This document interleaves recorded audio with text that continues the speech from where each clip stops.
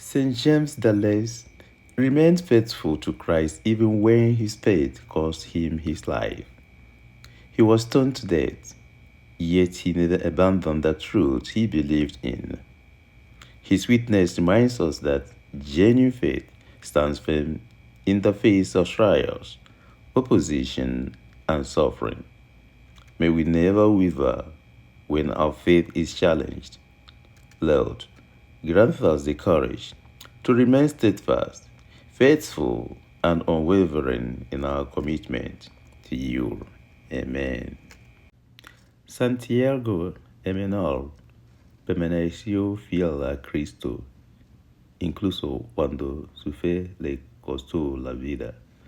Fue apedreado hasta la muerte, pero nunca abandonó la verdad en la que creía.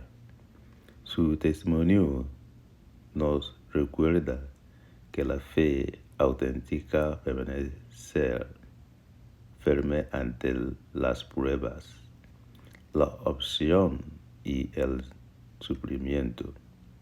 Que nunca vacilemos cuando nuestra fe sea puesta a prueba.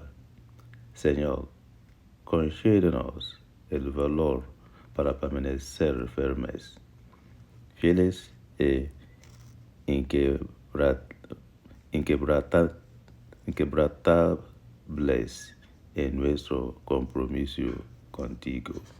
Amen. James nke nta kwudosiri ike n'okwukwe ya ọbụladị mgbe okwukwe ya chọrọ iwepụ ndụ ya. E jiri nkume tụgbuo ya. Ọ jụghị eziokwu ahụ o kwenyere na ya.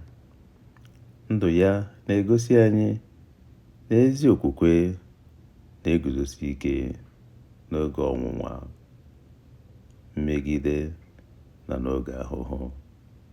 Ka anyị ghara ịma jijiji ma ọ bụ hapụ okwukwe anyị mgbe a na-anwale ya. Onyenwe anyị, nye anyị obi ike ka anyị nọgidesi ike n'okwukwe, ka anyị ghara ịdachapụ n'okwukwe anyị n'oge ọnwụnwa. Amen. God bless you. Dios te bendiga. Chineke gọzie gị. Amen.